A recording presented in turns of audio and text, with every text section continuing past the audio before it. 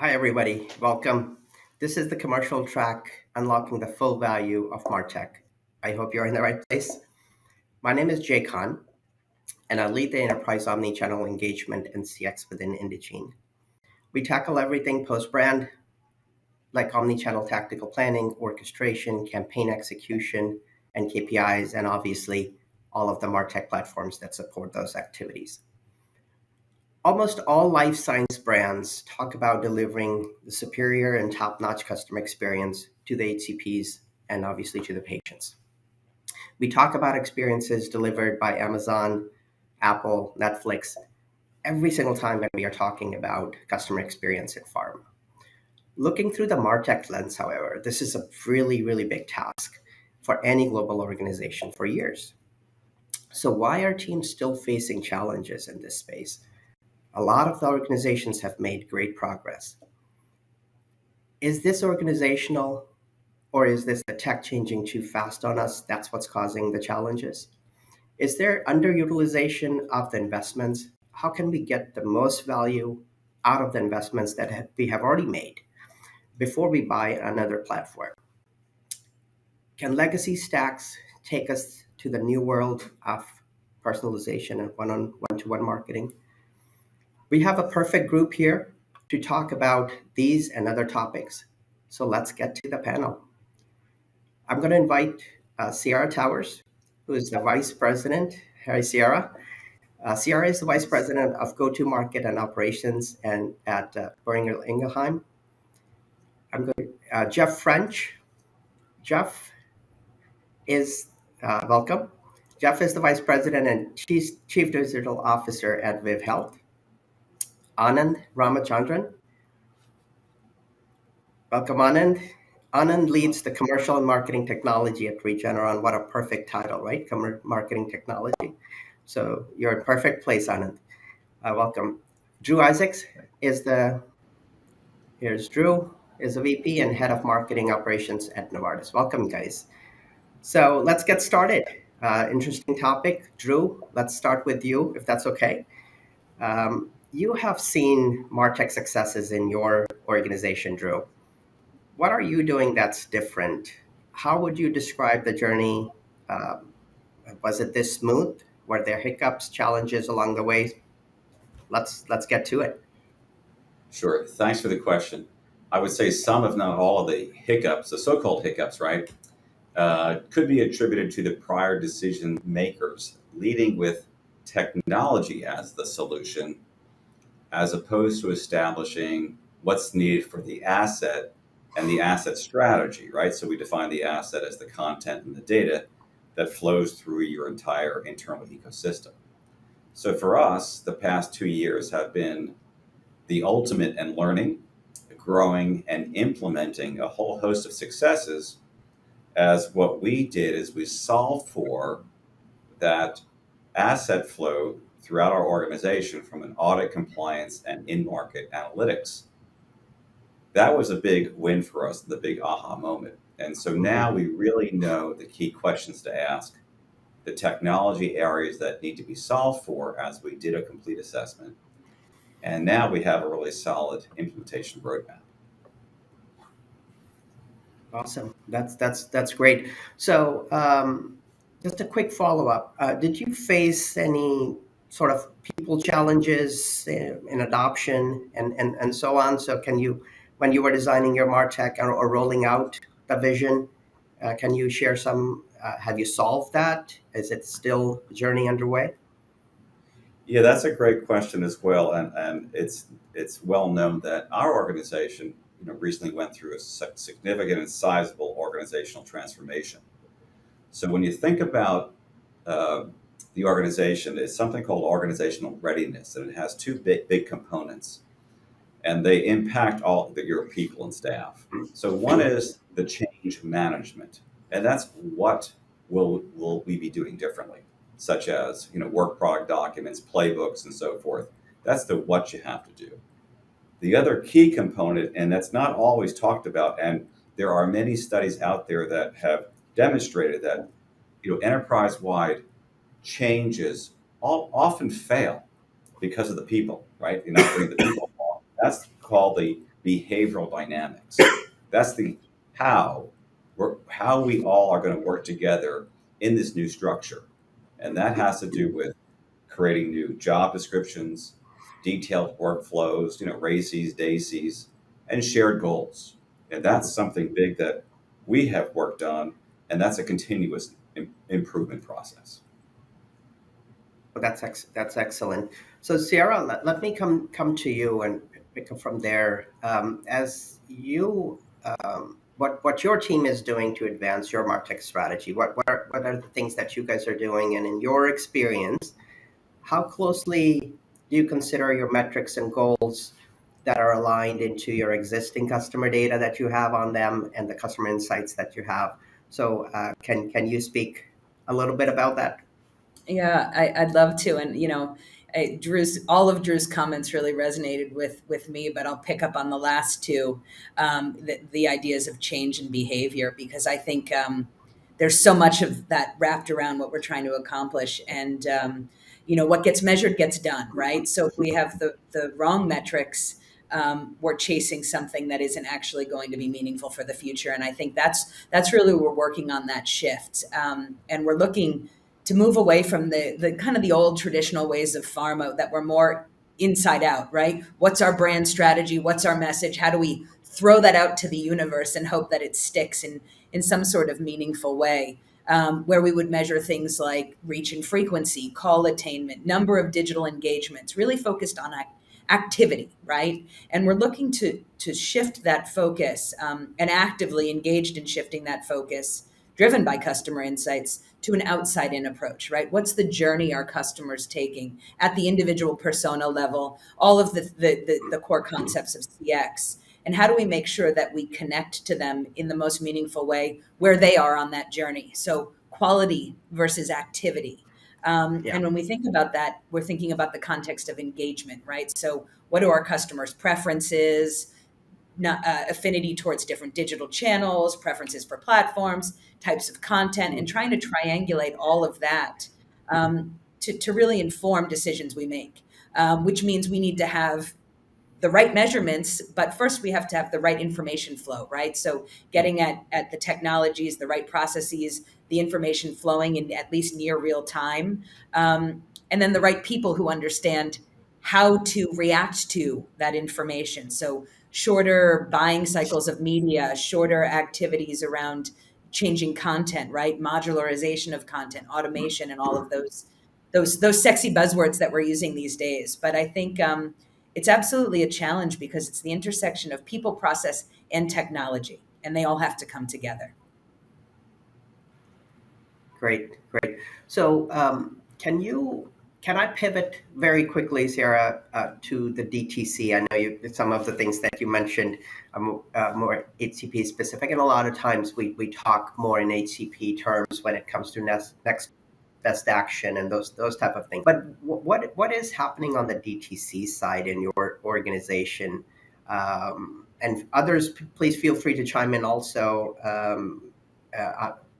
So what are your thoughts on the consumer DTC space that relates to MarTech? What's has been your Yeah. experience?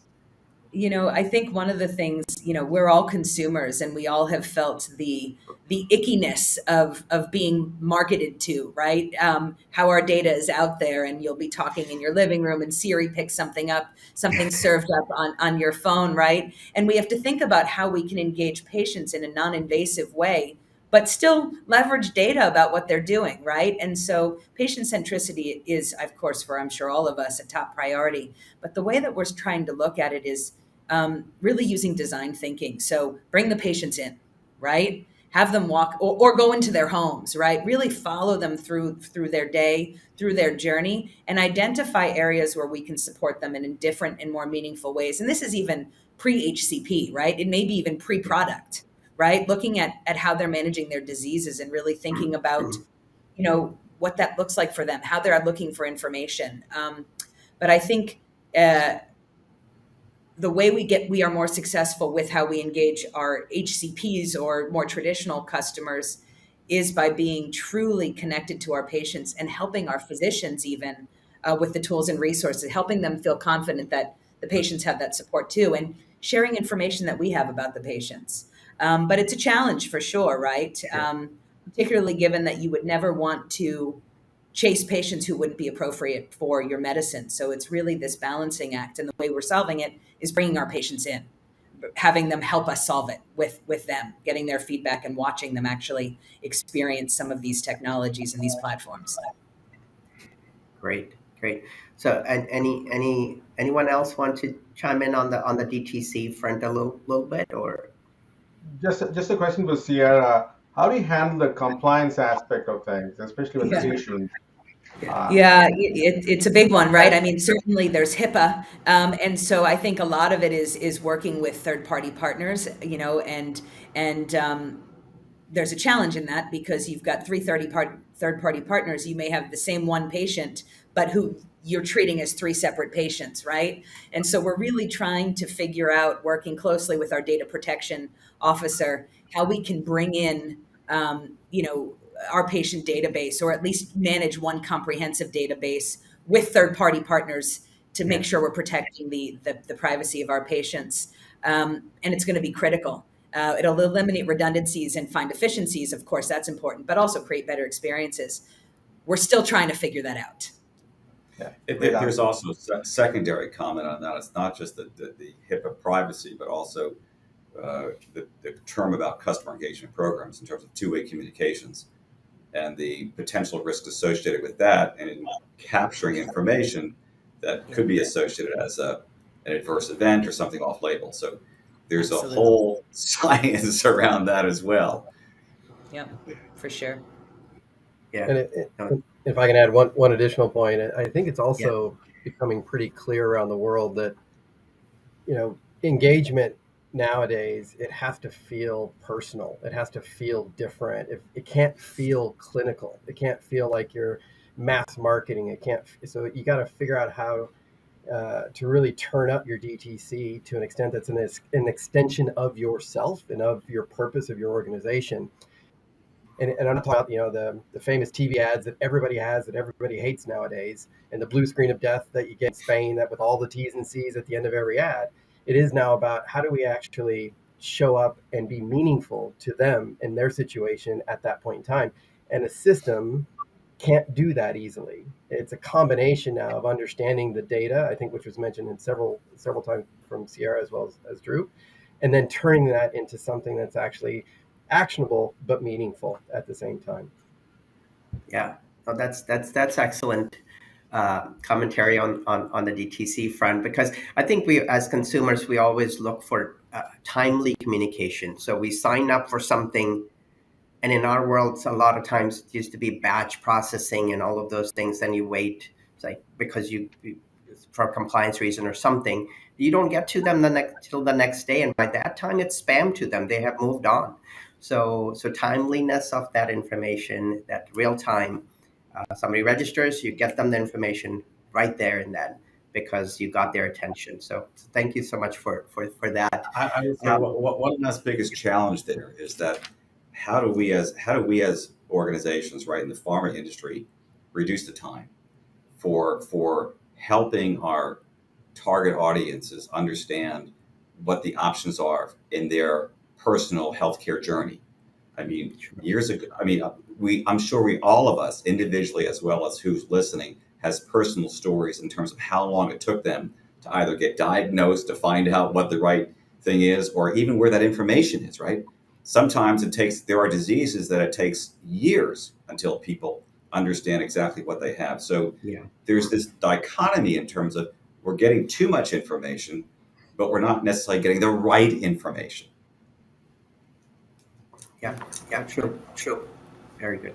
So just coming back to you for a quick question. It's a loaded one, but hopefully it's an interesting one as well. So moving away from the tactical foundation of of MarTech and more into the C side of things, what does MarTech mean in the commercial world versus the personalization world that we are facing today? I mean, everybody's talking about personalization one-to-one.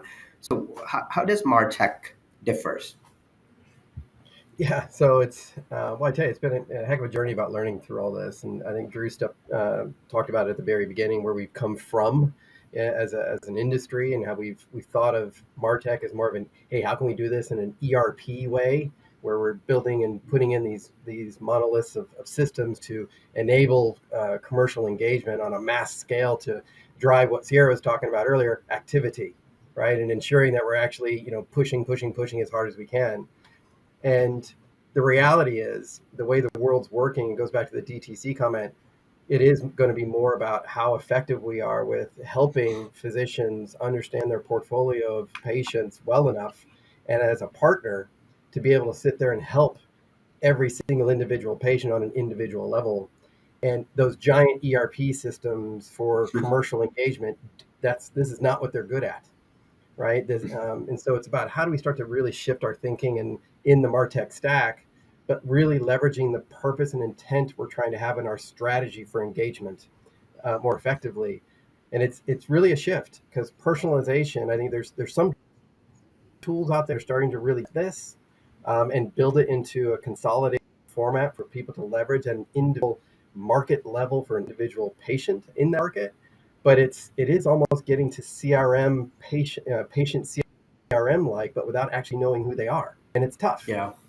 So as a strategy, as you're thinking about your digital strategy, your engagement strategy for your organization, it is about how do we start to not just put the system in, but put the processes and people that support it effectively to really understand that nugget of truth that's meaningful and valuable, and then holding on to it and learning from it and then expanding on it. Systems like HubSpot and some of these others that are starting to really kind of get that understanding and help large organizations how to act small.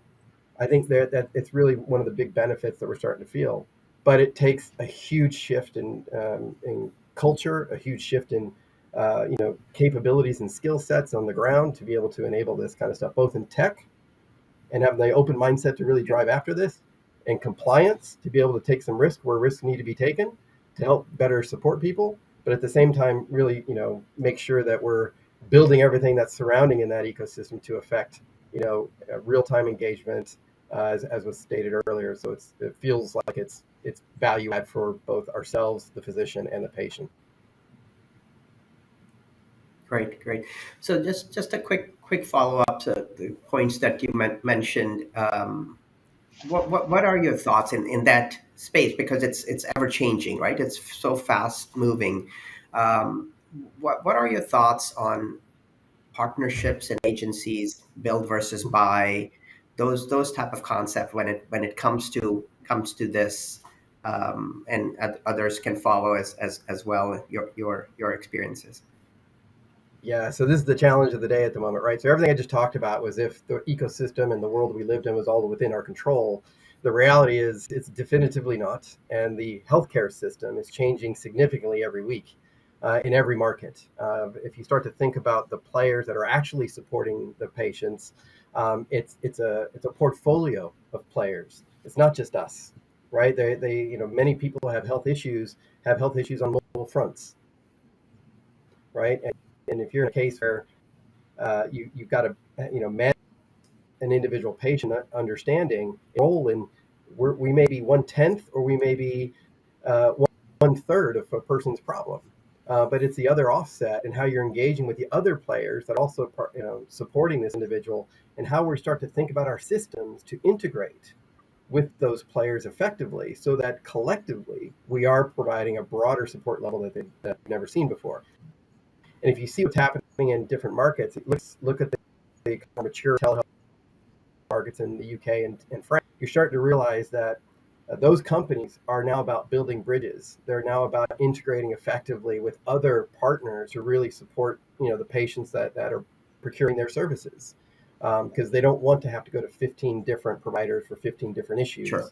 And I think that's the nugget that really is, how are you preparing for that kind of integrated health world that we're all going to be part of in the future.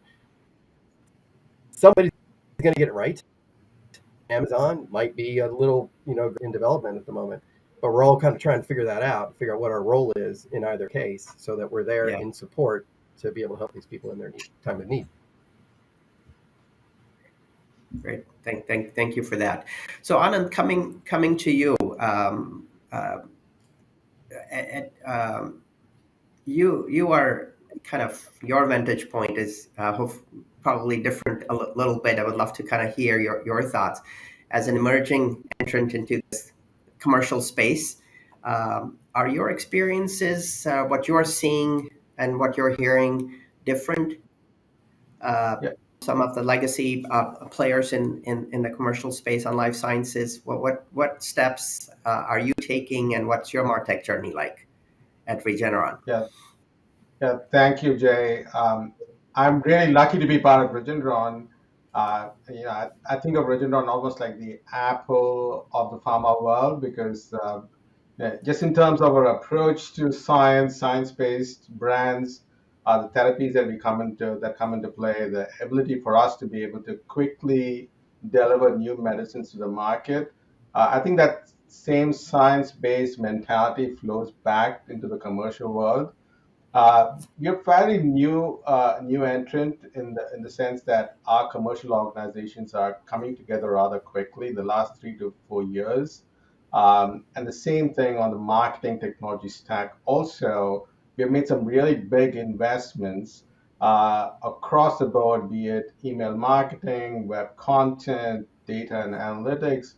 We have put together incredible infrastructure to support our commercial organization.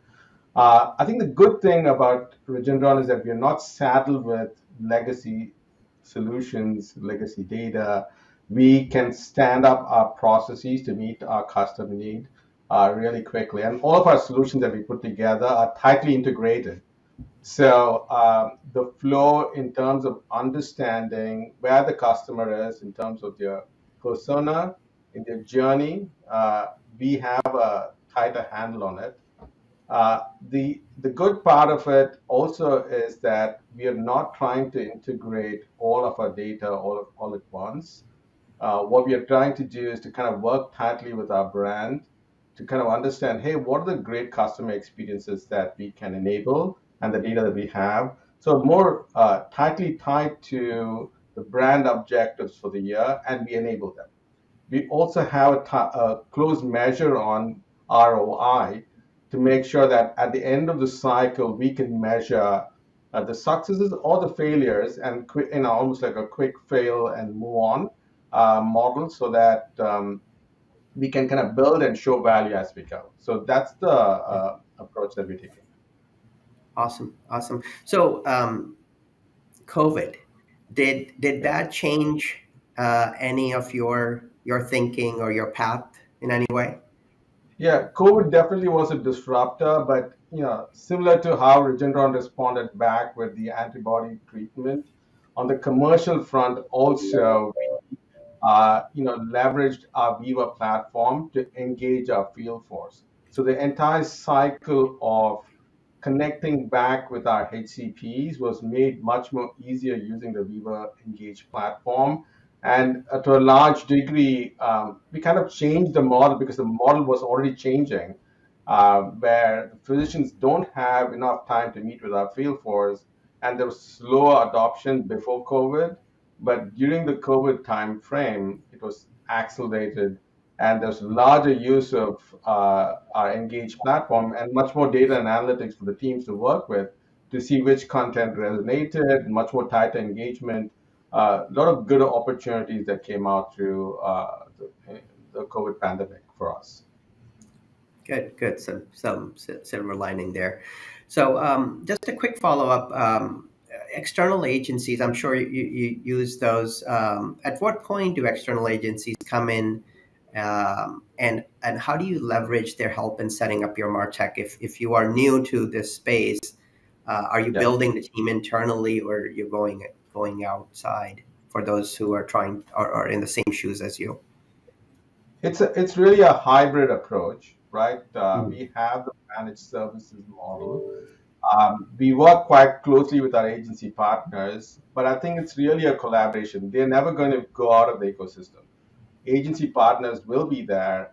The idea really is to make sure that we have the necessary standards and practices in terms of how we engage, what our expectations are there for them. And also in terms of data sharing, right? The key part is if they're executing some of your marketing strategies, we have the necessary data sharing agreements so that we can derive the right insight. Okay. Um, out, outside of that, I would say, it's an evolving process, especially with team, identifying the right talent. Part of the challenge really is to ensure that we have the right talent to work with the agency so that they're skilled enough to have the right conversations. That's an ongoing evolution that we are, it's happening in the organization. Okay. All right. Thank you so much. So we have a couple things that are questions that I have been been watching, um, that I will toss out to you guys, and then we can round robin, so you can answer. So the first one is, what are the top three platforms or tools you consider key in your MarTech stack or roadmap? So Jeff, we can start with you. Drew, you go second. So Mm, top three.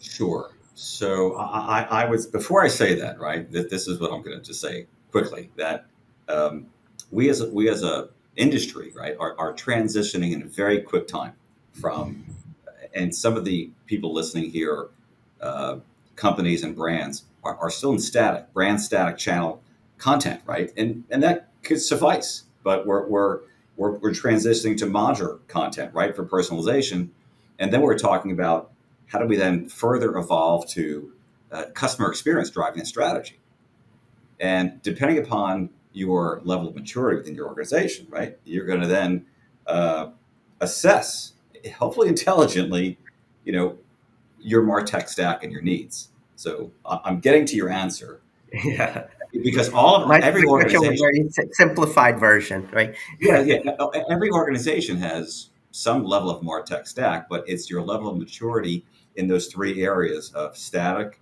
personalization, and customer experience is going to drive your need in terms of what you need. But I would say probably one of the most important things that you really need is a fully functioning and capable digital asset management system, right? Your single source of truth that can handle all of that, right? Whether it's your modularization, your personalization, your work environment, and all those things. That's probably the most important thing. Secondly, would be then sort of demand management tools, in terms of how you're going to go about your tactical forecasting and planning, and even down to resource management. And then third, there are a whole host of um, tools for platforms for getting into market. But I would say what's really important is their interoperability, right? So how do they all work together and seamlessly to minimize those handoffs? Awesome. Jeff, what are yours? Yeah, so I mean, echo a lot of what was said there. I think for us right now, the most important systems that I can highlight are everything associated with our data engineering and insight generation. Um, whilst we've done a really good job with Adobe specifically in our core channel execution, as well as everybody has with Viva, et cetera, that all that's doing is creating data for us now, and it's our ability to actually consolidate that into something meaningful and turn it around into something more meaningful, which Yeah. is really the key asset for us and number one driver. And I won't say that we're 100% perfect on it. We've got a lot of learning still to do, and preparing ourselves for automation and predictive capabilities. That's key.